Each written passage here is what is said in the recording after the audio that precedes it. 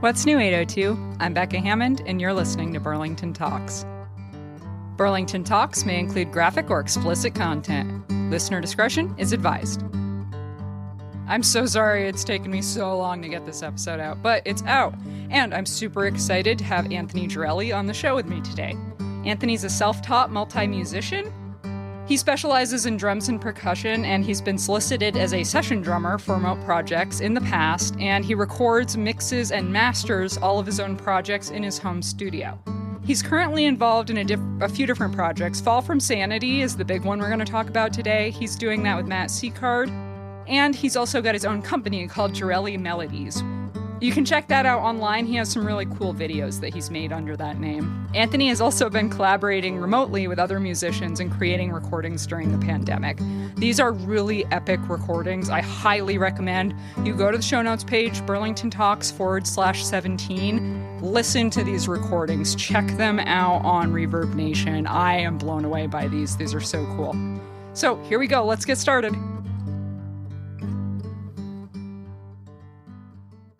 Anthony, thank you so much for being on the show today. Can you tell me your full name and a little bit about yourself?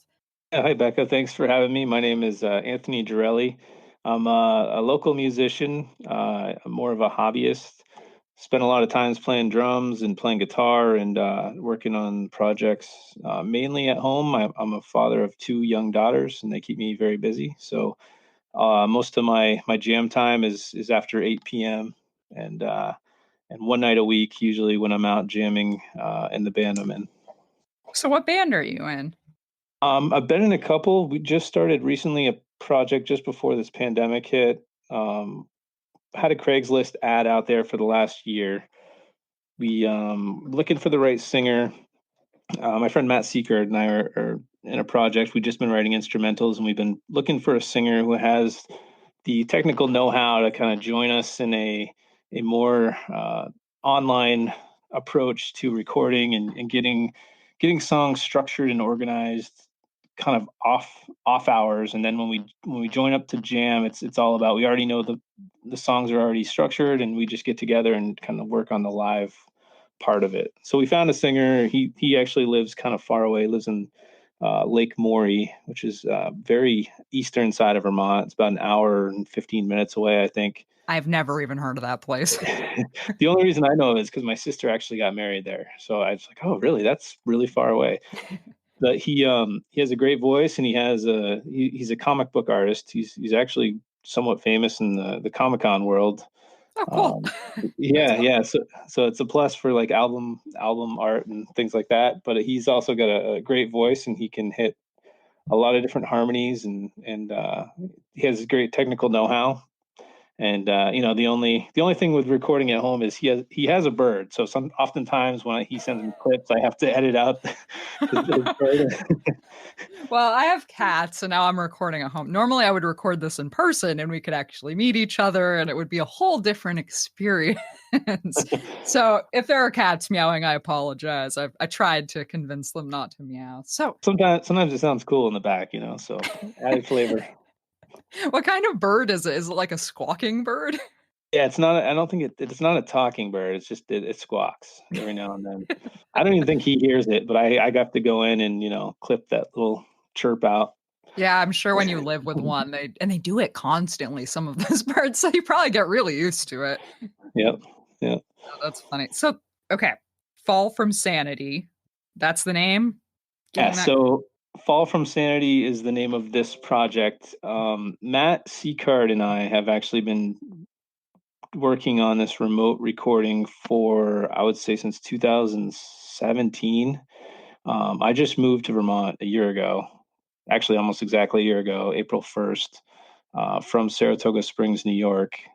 And we were working on a project. We're longtime friends. I grew up in Colchester, and I grew up in Vermont, and we went to high school and hung out together. Nice, yeah. Yeah, so he's very into, he's very passionate about everything music. So he's a drummer. He's an amazing guitarist as well. So I help kind of utilize his guitar skills, because I'm more of a amateur guitarist. I write. I know enough to write songs and play, but I'm not as technical as him. So he's really good at writing and coming up with the guitar side of things. And then we thought, hey, let's try something out where, you write some guitar tracks, you send them to me, I'll play some drums. We'll see if we can get it to sound cool, and then see if we can find a singer to work with, and maybe we can come up with something remotely since we live so far away.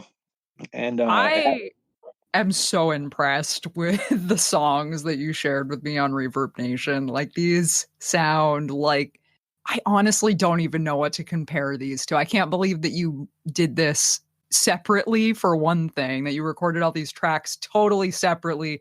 You didn't coach Matt on how to record his piece. You didn't coach your singer on how to record his piece. I can't believe how good it sounds. Like, that sounds so good. It's so clean. there's a couple rules you got to follow to make it work right. You don't necessarily have to, but it does make it easier. Is it, you pick your BPM and you stick with it, and then it ends up being, Matt's very creative, so he ends up sending me 10 different stems to a song that's 3 minutes long, and then he's like, oh, here you go, you don't have to use them all, but here's a ton of different choices. And so I end up taking it and chop. If it's down to the BPM, you can chop it all up and kind of move things around, and it stays in time. So I'll structure the song, get the verse, chorus, pre-chorus, bridge, whatever, send it back, see if we're all in agreement on the structure, and then once we are, I'll usually lay down some drums, and then after that, throw it to the singer and have at it. Let him have his creative flow. That's so cool. Oh my gosh. So you literally start with the guitar tracks just with a metronome or a click track or whatever you're using, and that's it. You just say, okay, this is the beat per minute for the song. Exactly. Yep. Let's see what we can come up with. Yeah, and then he'll sometimes send me just 7 minutes of him jamming out to the same kind of structure, but changes it up quite a bit, and then we figure out which parts we chop and throw away and chop up and use. So there's a lot of like orchestrating in the DAW how to set it up, and so everyone's happy. So it's cool. It takes a lot of time, but it's fun. I think it comes out really well if you spend a lot of time on it, and learn the tricks and the mixing and mastering tricks to get it to sound cool. It sounds pro. It really does sound very pro. I'm extremely impressed. I think I told you that I had to send this to one of my friends, and we're like, "This is a Vermont band. Like I'm gonna interview these people." And they were like, "What? This is awesome." And then they're asking about shows, and I'm like, "Well, I think they're doing this remotely right now, but this is so good that people are asking about shows, so they must be interested." So the idea it that definitely you helps. just No, go ahead. sorry. I'm going to totally change the topic, so go ahead. Oh, no, that's fine. Go ahead. I was. It's funny when we can't see each other. There's usually I'm always nodding, and like I have hand motions that people can't see. So this is always interesting. But what I was going to say is it's really cool that you're just kind of it's interesting you're letting the guitarist kind of take the lead and just letting him play around, basically. Because then if he messes around for 7 minutes, you can say, oh, that piece, 35 seconds into the third minute is really cool. Like, we should move that into another part of the song. Like, that's such a wicked idea, because you normally, in a songwriting process, you're very stuck. Like, a lot of people get very stuck in a mind frame. Like, this is how my song's going to work. This is my ideas. And just getting that creative flow where you can pull different pieces in while you're jamming into an actual finished song this is cool. I'm so excited for this idea. It actually speeds it up like a lot. So like I think I talked to you in the chat. Like we've only jammed twice as a band. We barely even know each other. Aside from me and Matt, we met the bassist. He's friends with the singer, and they drove up a couple times. But then we had some instrumentals already written. We shared with them. But since those, we've already written 2 new songs in the last, actually three new songs in the last 2 weeks, 3 weeks. So it happens very fast when you have that ability to sit at home and kind of write and spend your free time in the evening, like I do, putting it all together rather than sitting in a room together, and you end up kind of arguing and going over things too many times. And so it's very efficient. Yeah, that makes sense. Because that's it. When you're trying to write a song, I feel like trying to write a song is a lot different than just musically letting yourself be free. Like, you get into the certain beat per minute, the certain key signature, whatever, and then you just go, like, let it flow and see what it turns into. That's a really great idea, as opposed to, okay, here's my verse and my chorus, and I'm gonna knock out a bridge here. And yeah, and just trying to follow a formula to make it work from the start if you play around from the start and then kind of make it fit. Oh, this is cool. I'm so excited about this idea. You should write a book on how you do this. I like to think there's a lot more people doing it, but I haven't really heard of many people doing it, and in the manner we're doing it, where it seems like what we publish is almost like to the point where I've actually posted some of the stuff on Spotify from our other project, from 3 years ago when we were doing it remotely, and people think it's done in a studio, so it's pretty cool. Yeah, if I didn't know that you were recording and doing the mastering at home, I would never have thought that that was a home recording. I have Thank heard you. people do this online before, but not this genre. Like, the genre you're doing is super technical. Like, this needs to be tight. Like, if it's not tight and everyone's spot on, then it sounds not great. That's just kind of the nature of heavier music. Like, you got to be really good at what you're doing to have it sound nice and clean. So I'm just totally amazed. Like, this is some really, like, it's heavy, but it's not like screaming. I like this kind of music the most, actually, because I can kind of like bang my head to it but sing along. Yeah, the singer is great. He's very versatile. We went through, I can't even count how many singers we've tried out, and been people who've sent recordings. You know, we were just looking for the right people who have the same technical knowledge, because otherwise you're only as good as I don't want to say the weakest link, but the guy who can't get his recordings on time or sends you like a real sloppy mix, and you have to spend so much time cleaning it up. But we're starting to get into a groove where everyone's like, all right, if I send it this way, exactly in this wave format, and I split out each of them very easily. When I import all those tracks in, kind of like you probably know with your vocal recordings, it makes it very easy to play around and chop things if it's all done right on the front end. Right. Yes. Yes. Oh, it's so good. I'm so excited for this. I'm fangirling a little bit because it's so cool. And I can't believe that you just sent me the song that you sent me this morning. I was like, I can't believe he's just, pulled another one out. And that one, I think, was my favorite one so far. The one that you That sent one's me this really morning. cool. That one, Matt sent me the stems on, I think it was Monday. So I put the drums down Tuesday. I sent it to the singer Tuesday. He wrote the lyrics Tuesday night into Wednesday, and then I mixed it last night. And now Wow. You now it's mixed that done. all in one night. Wow. Oh my gosh. It's like a It's so 3-day good. song.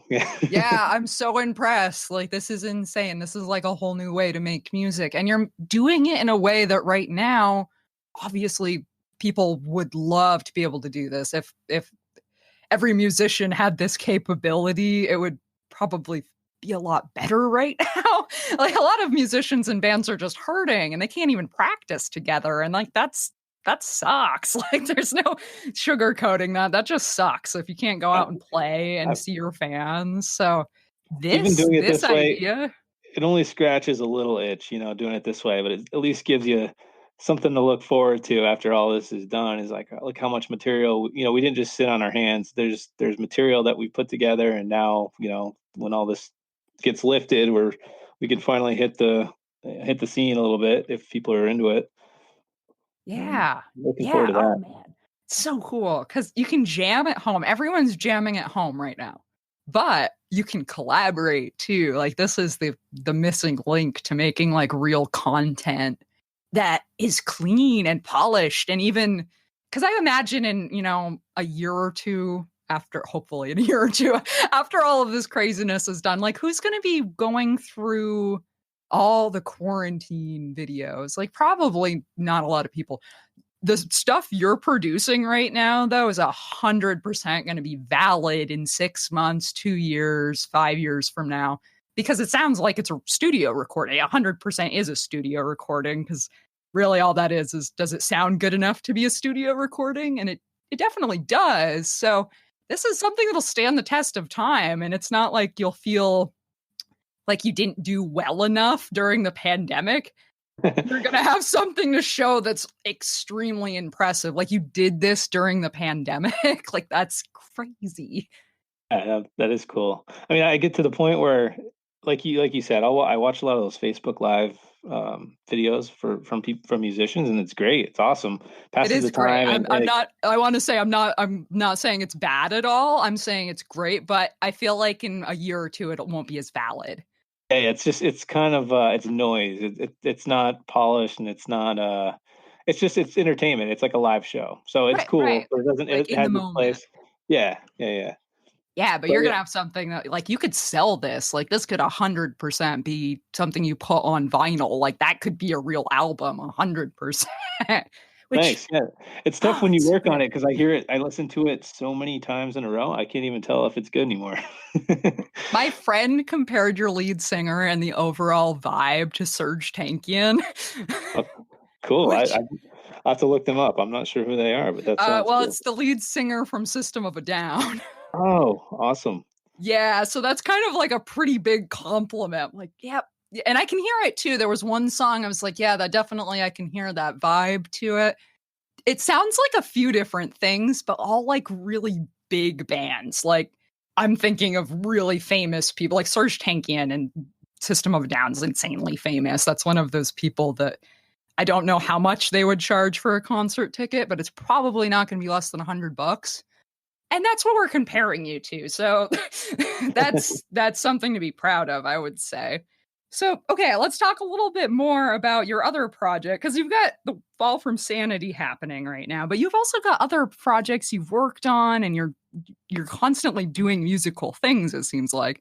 I had a little bit of a run. I'd say it was right before I moved back to Vermont. I was doing drum videos and posting them on YouTube just for fun, and just trying to keep myself occupied. I mean, a little bit of my backstory is I started drumming when I was 15 and playing guitar when I was 15 and got into the music scene when I was 15. Then I was in a band in high school and I was a lead singer. It was a hardcore band. We played at 242 quite a few times. Cool. And I'm 38 now, so that was like 20 years ago or whatever. But and then after that, I kind of trickled out of it. And then I would say I went to college and I was a pretty heavy drinker for a long time, like probably 20 years.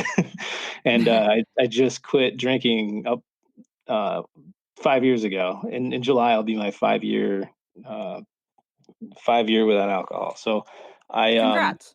thank you. Yeah, so music kind of helped after when I stopped drinking, I had to find something else to do to keep my time busy and keep myself from getting into trouble. So I started just getting back into like the recording part of it, stuff that I used to do way back.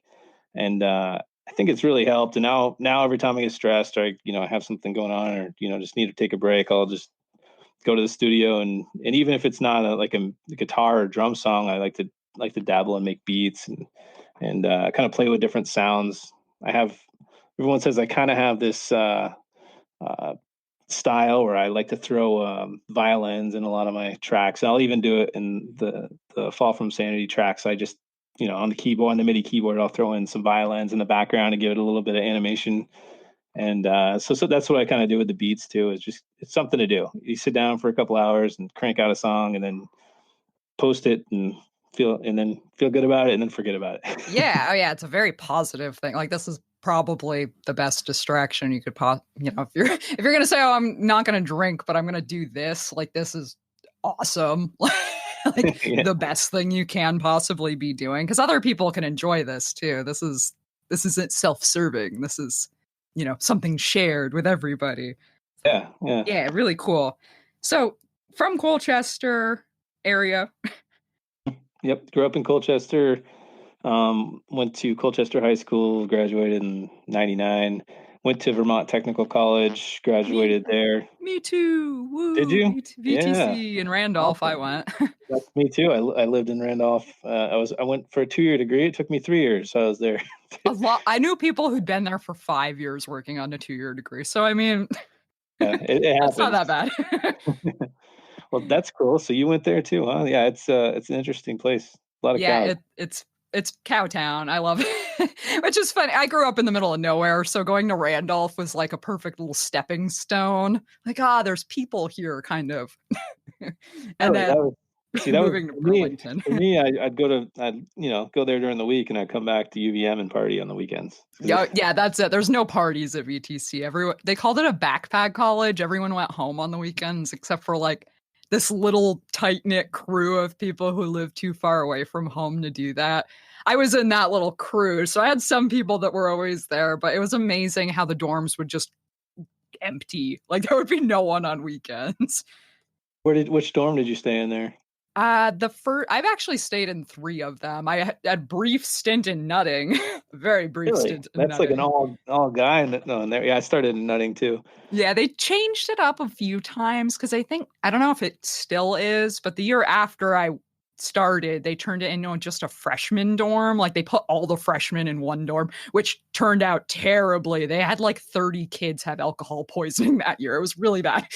I But can imagine. yeah, well, that was it. The upperclassmen kind of like watch out for the kids when they come in. That's usually how it worked. At least when I started, the people in Maury, like the upperclassmen in Maury, would hang out with freshmen and be like, "Hey, don't drink too much." Yeah, that school is like you go there for the first semester, and then half the people you know are gone, and after that, the second semester comes around. It's like Yep. everybody dropped. Either they first time being away from home and just couldn't handle it, or just Or hated the program they were in. I know a lot of oh, kids just immediately were not digging school in general. Yeah, that's funny. I think that must happen at a lot of colleges. Like that first freshman year, you get there, and the next semester, most of like half the people that were there changed their minds. I think the unique thing about Vermont Tech is they pretty much let everybody in. There's really not a whole lot of vetting that they do. If you graduated high school, you can, you can basically get in. So that kind of weeds itself out after the first semester of who maybe didn't make the cut with their high school GPA or whatever. But Right. yeah, exactly. So yeah, no, I spent some time in Randolph. It's good times. Quiet times.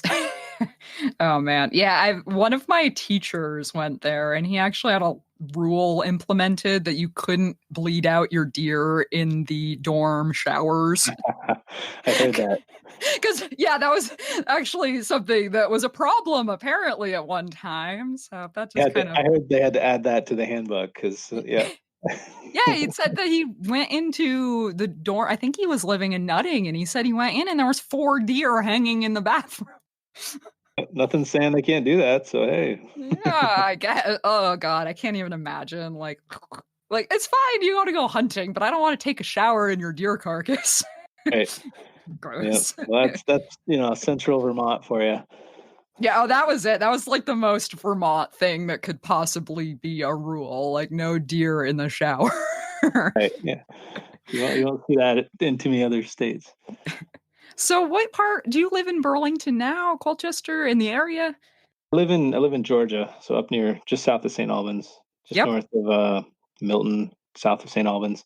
I Yeah. So when love we moved Georgia. here, we moved back here. It was my parents still live in Colchester, and I work at Global Foundries in Essex. I'm an industrial engineer there, so it's a nice little commute, but I'm far enough away from Chittenden County where cost of living's a little cheaper. Get a little bigger house for your buck.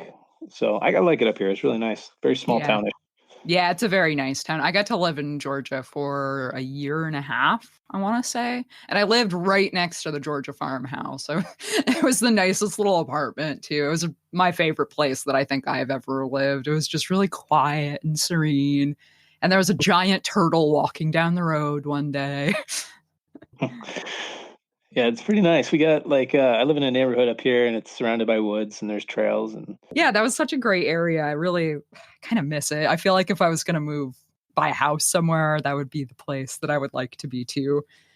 I think if this is the only neighborhood in Georgia because everyone says last year's Halloween was terrible weather, but everyone says in Halloween everyone in Georgia comes here, so stock up on like $300 worth of candy and That's funny. I'm surprised they would even, I guess that makes sense though, that they would want to trick or treat in town, but I'm surprised they don't go to Milton or St. Albans where there's more of a suburban feel. yeah, but I think there's just like one of the warnings that the people who sold the house to us said too. Hey, just be mindful on Halloween. It gets busy. It's like, okay, That's cool. funny. Yeah. Oh, that's great. Cool. So you've been in the area for a long time, and you're a VTC grad, so you're a homebody. You did I, leave for a while though, I which is did leave for 14 years. I went to Virginia, just outside of DC, for 7 years, and then Saratoga Springs for 7 years.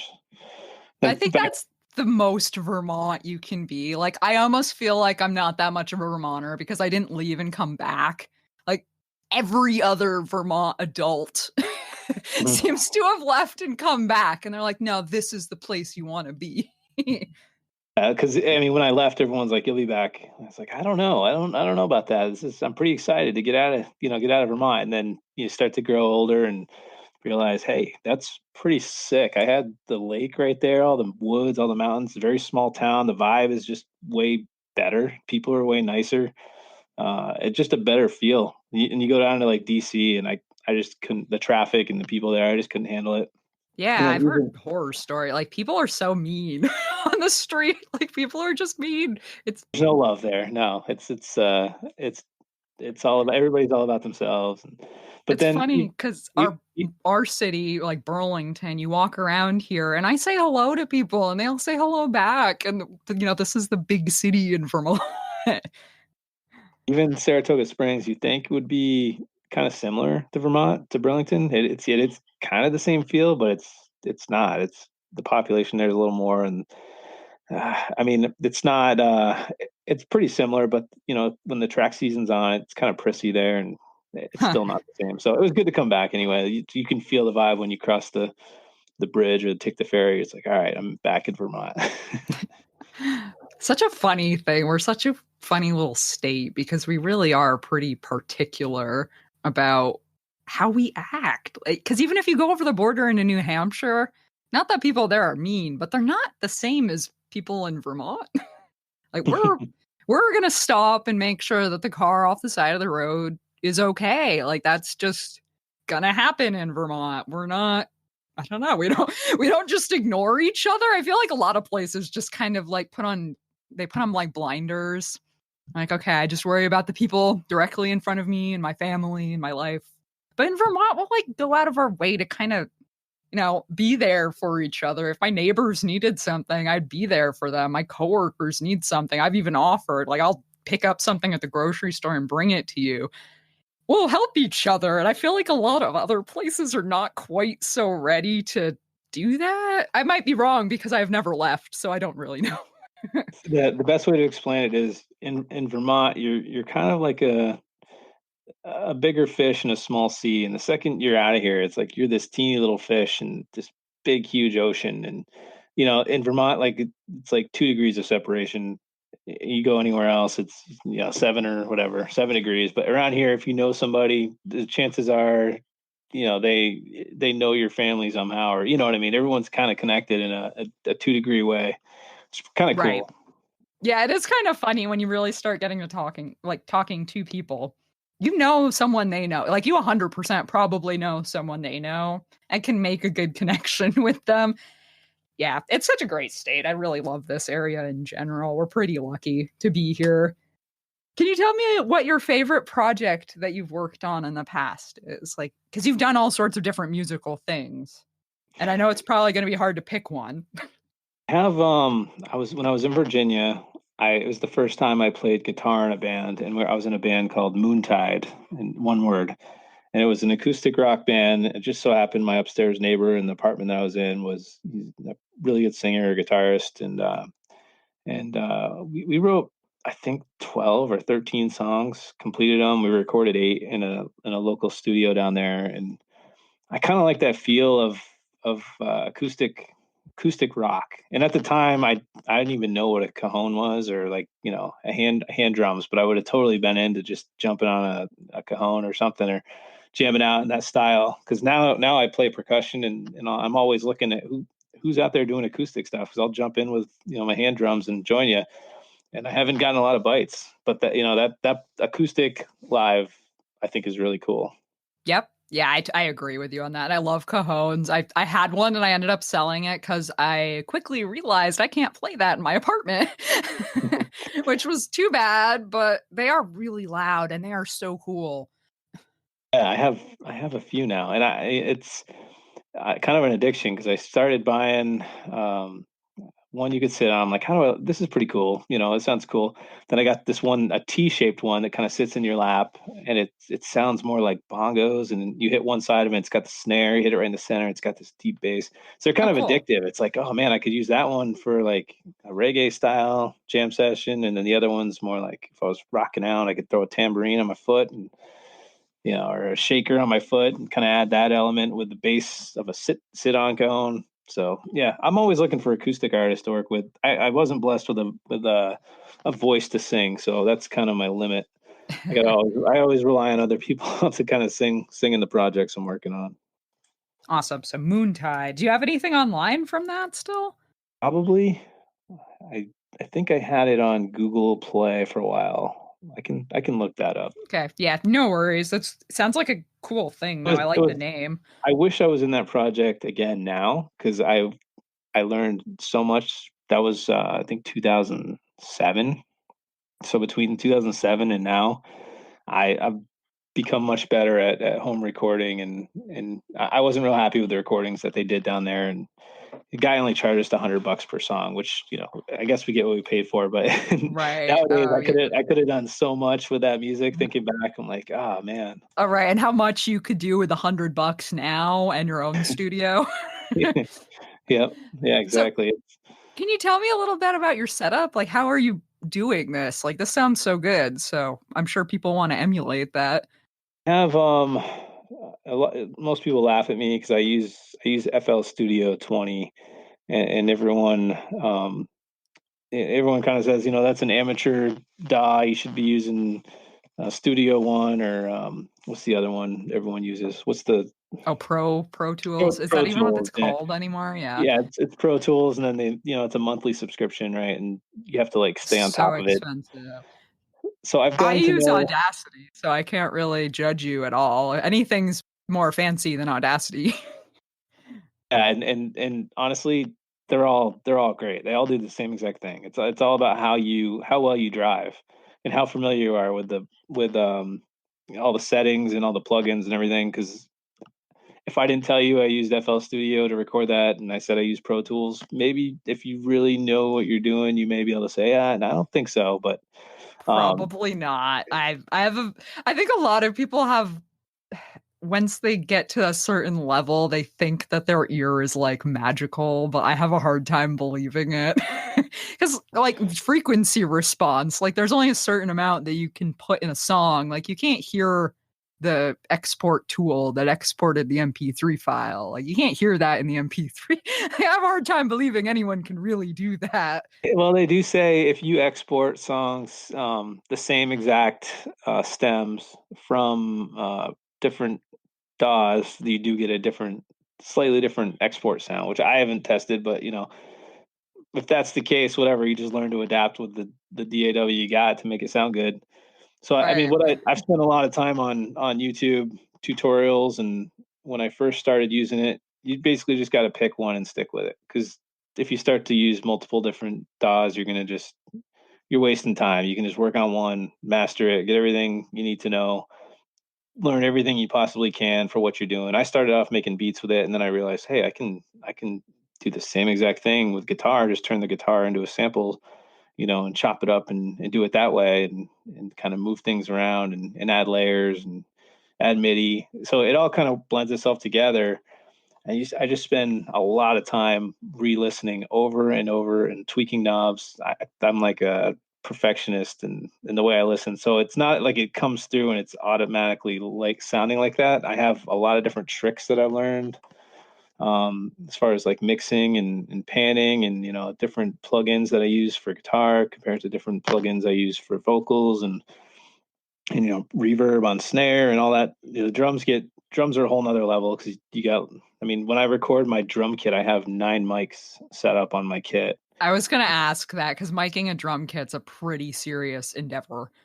Yeah, and that's, if I was going to sit down, I simplify it for a lot of the tracks. I don't use all 9 mics, but I can, if I do that in some of my drum videos, and I have 9 mics and 5 GoPros going at once to record a couple different angles of the drum videos and stuff, and then you got to edit that all together at the end. It's cool. Just take some time. But yeah, it's the same thing with the nine mics on the drums. Like, all right, you got to focus on the kick, the snare, the overheads. Every single one of them has to be EQ'd differently, and you add your. Right, right. You got to pay attention to every one of those 9 mics. And like, I think 4 mics is hard enough. I can't imagine having 9 of them to deal with. And that's just one instrument. Like, that's not like the whole band. That's just one instrument. Yeah, and then Matt gives me quite a few stems to work with, and I'll end up panning them right and left and center, so it makes it sound kind of stereo-ish. And I have some tricks that I use when I get the mix like as close as I can to perfect, and I spend a lot of time getting that mix almost to the point where I'd call it good. And then I have like this extra trick that I do to master it, and that just like totally brings it out to another level once it's all done.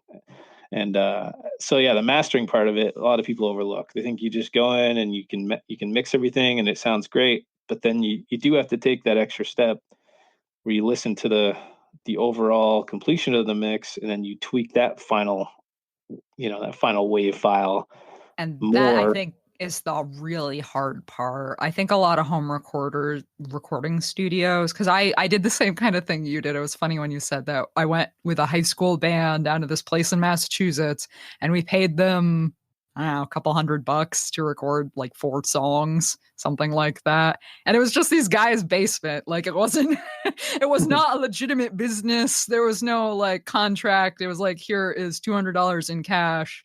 And the mastering on the track felt so weird looking back and listening back to what it said. It sounded nothing like we really did in public. It was just really interesting because like they clearly weren't, they weren't professionals, but it was just funny how much the mastering, because we heard it before he mastered it. We heard our like raw recordings. Like, that doesn't sound bad. That sounds like us. And then the next day he gave us the mastered versions. We're like, whoa. Did it sound good? It wasn't terrible. I would say for a home recording studio for a high school band, it was pretty good. But looking back, like there was just some weird EQ stuff that sounds really wonky to me now. That being Mm. said, I'm, a lot older and I'm probably a lot more judgmental. I have a more seasoned ear. But even back then, I was like, it kind of sounds like we're in a tin can or something. Like something's It's easy off. to do. It's easy to over process or over tweak, and if you use the wrong plugin, and yeah, and then it just it's all about taking breaks and letting your ears rest, because your ears do get tired too, and you listen to it over and over. Oh, You yeah. get You can listen to one little section 100 times and you'll think it sounds terrible. And then you'll listen to like the whole thing, like a 30-second section with that little piece in it. And you're like, it sounds fine. the other part of this too. Oh yeah, so you finish that part, and you're like, this sounds great on my monitors, on my computer, not my on my studio monitors, and it sounds great on my headphones. And then you take it out to your car and you give it the car test, and you're like, oh man, what the heck happened with the bass here? And then you got to go back, retweak, go back to your car. Sounds great, got it. All right, now let's go to the living room and test it on the home stereo. The 7.1 surround sound, see how it sounds. And then it's like, okay, once you get all of those finally tweaked and sounding good, then you can kind of share it. That 100% is something that I've learned. And I've kind of learned it painfully because I'm producing this podcast. And okay, I'll listen to my headphones. It sounds good. I listen on the computer. It sounds good. I'm like, oh, it's okay. And then I listen on my cell phone. I'm like, oh, it's so quiet. Like, I should have done this before I actually released it. Like, I've gone back into like 4 episodes and pushed the volume back up because I should have done that. Like, that is a golden tip. If you are recording, make sure it sounds good on every device you can. And you can actually use a limiter for your vocals, so you can peak them out, um, just to make sure everything's maxed and normalized. But yeah, just everything like that adds up. And I've spent so much time doing it. I've got to. for especially for the style of music we're doing, I've got a pretty good system down. Um, I know pretty much what range the singer's in, so I can kind of EQ his vocals quickly at this point. It takes a long time to figure that out, but once you figure out what his ranges are when he's singing harmonies and what his ranges are just singing normally, you can kind of peak those EQs and bring them down in the other parts of the mix to give him room, give him space. And yeah, it's just a lot of tweaking, and then eventually you're like, I got to take a break, and and then once you post it, once you're happy with it, it's really cool because then you feel like, all right, I'm done, moving on, next one. Right. Apparently, when you're you make 3 of these songs a week practically, which is so insane to me.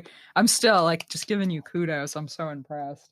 Thank you. Yeah, no, it's certainly something I enjoy. It's it's a I love my kids, I love my wife, but I love to also detach at the end of the day, especially with everything that's going on. It's easy to get stressed out and kind of caught up in the bad news everywhere, and it's the Very, way for very me to true.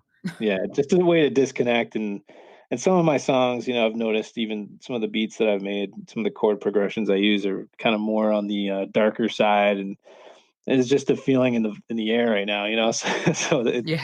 it's funny how that gets reflected. It's like, oh, those chords, they hit home, those dark chords right now. So, eventually, hopefully, start putting together some happier tracks when it comes to the chord progressions. But So epic though. I'm kind of like I'm shocked in all honesty. Like you guys should I don't know, get together and do a photo shoot where you all look epic together because it is that epic. Like it really is one of those bands that I'm like, wow, this is something I want a CD in my car. Like I want to listen to you guys just oh, regular life, which a lot of people like some people can listen to every single band in the world. I am someone who will throw on the radio and listen to every band in the world. But when I want to listen to somebody, I'm pretty picky. Like I'm putting on the album, I'm getting into it. And this is 100% music that I'm going to put on the album and I'm going to get into this. that's cool. No, we're gonna keep going. I think we're just getting started as far as um, kind of getting in our flow. So yeah, this last song was the quickest I've ever done a song, to be honest. But it just happened to go like that, very quickly. But I'm hoping we can start doing. Our Craigslist ad said we'd like to put out a song a week. We're looking for a singer who's able to keep up with that kind of uh, momentum. So yeah, this guy seems like his name's Blair Shed. By the way, I should have mentioned his name, Blair Shed from Lake Maury, and his buddy Sean Dollar is also from Lake Maury. He plays bass, and then Oh, cool.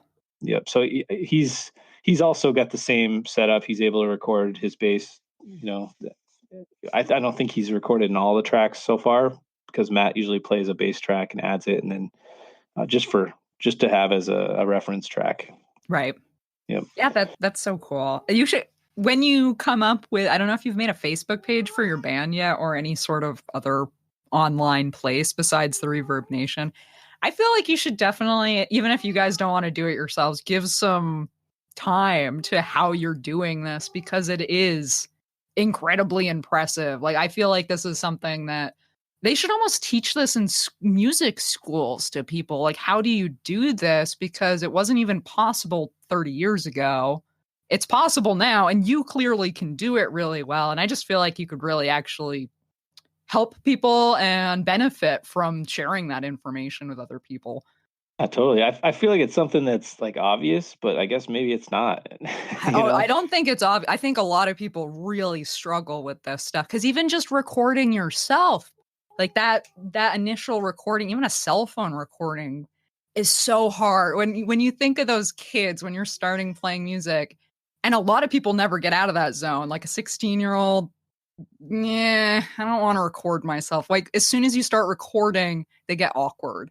And I'm guilty of it. A lot of people are guilty of that. So I think a lot of people really don't even, this doesn't even cross their mind that this is a possibility. And they probably don't realize how good it could be. They probably think, oh, well, that's not going to sound good. Mm. Clearly Yeah. not. I know I've gotten that feedback too. Is it doesn't have that same feel of it. You can kind of hear that it's not the bass and drums aren't being they don't sound as connected. And I don't know. I don't necessarily. I've heard it. I know it. I can understand that. I can. I've heard it in a couple tracks, and I fix it.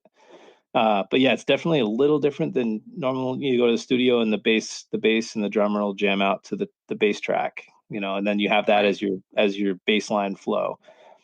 But I think Yeah, you can get over that. I think you I can. the hu you did, you 100% got over that.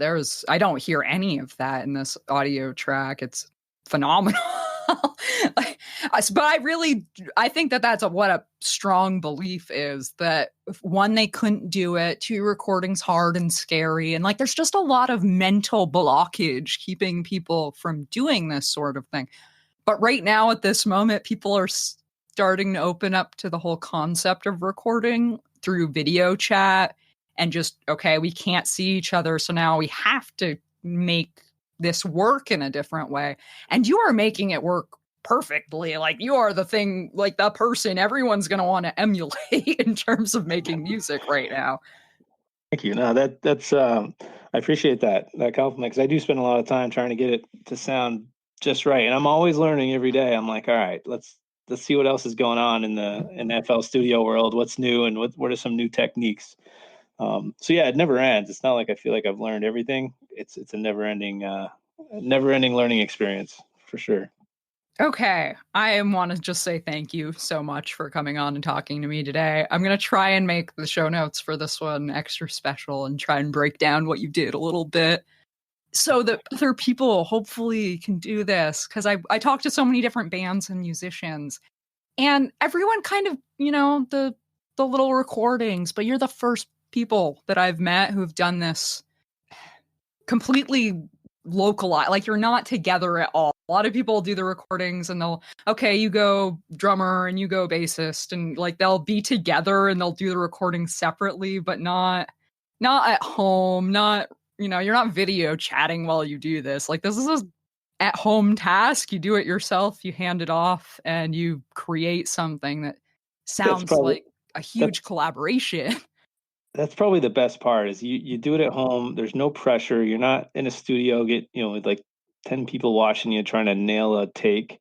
You're in the comfort of your own home, and you're doing as many takes as you need to get it right. But at the same time, it doesn't take that many takes when you're in the comfort of your own home. So it's kind of a win-win. And then you get the take you want, and you don't spend too much time worrying about hitting that record button and kind of freezing. It's just like, all right, cool. I got as many times as I want here. There's no time limit. Right. Yeah. And like you said, nothing to be embarrassed about. That being in the studio and the pressure, and, especially when you're someone who's new at it. I feel like a lot of bands really haven't gotten into a studio enough that they're really comfortable walking in there and confident doing that. Cause that made me play funny. Like, when I was being recorded for the first time in a real way, not like this is a fun recording, we're just doing whatever. When I had people who are claiming to be, talented recording artists looking at me, that really made me nervous. Yeah, yeah, exactly. Yeah, you totally get away from all that, and you get the sound you want. So it's not like there's pressure, and yep, it's cool. Yeah. Oh yeah. And if you can do the mastering yourself, you can really do whatever you want. It's so cool. Such a cool world we live in today where we can do stuff like this. It is amazing. 5 years ago, I'm not even sure you could do something like this, because you couldn't share big files as easily. Now you got Dropbox, and Gmail lets you share pretty big files, at a time. But before that, it was like, how do you share these massive files? You got to Right. You have to like zip them and email them, and it's a whole process. or email, or like snail mail a thumb drive. Right? Yeah, because I've heard people that would do. I knew a bass player, and he was not like a technical guy at all. But that's actually what they were doing. He had friends in Boston, probably 15 years ago, would send him a cassette tape that he would play with and record another one and like send it back. I don't know what the heck they ended up doing with them, but he was playing bass for this band that was somehow using his tape recordings, and it was literally snail mail. So Yeah, I always wonder what happened with those. I wonder how they sounded. probably sound vintage, but yeah, no, it's an interesting. Back then you just adapt. You got to wonder what it's going to be like with the 5G movement. There's a lot of talk about that and the zero latency and, Yeah, that'll be phenomenal. When we can actually play together online, I'm excited for that one. When your 1, 2, 3, 4 actually ends all on the same point on 4 and you can play together.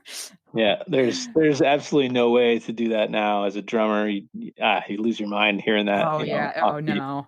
I live most of my day job is I'm talking to Singapore and Dresden and Santa Clara. I'm hardly ever in a real meeting. So I deal with all those audio problems on a regular basis. Oh, that must It's drive you nuts. nuts. Yeah, Yeah. that would. Even just having to do that for like an hour is stressful when there's bad audio, but when it's a lot frequently, oh man. And when you're someone who you can clearly, discern audio pretty well, it probably drives you totally nuts. Yeah, someone's using like their old, microphone and just like rubbing on their shirt or whatever. It's like, oh, Yes. dude. Uh, okay, thank you so much, Anthony, for being on the show today. I really can't thank you enough. This has been a lot of fun. Yeah, thank you, Becca. That was awesome. Thank you. Thank you so much for listening to the end of the episode today, and huge thank you to Anthony for coming on the show. What a great, talented musician, and what epic mastered tracks. I still can't believe these are coming from a home studio. Honestly, check them out if you haven't gotten to yet. Check out the show notes, Burlington Talks /17. Go on Facebook, go wherever, find me, talk to me. I love getting messages from people. Burlington Talks music is created by Jared Baker. Thank you so much, Jared. I think it sounds awesome. That's what's new in the 802.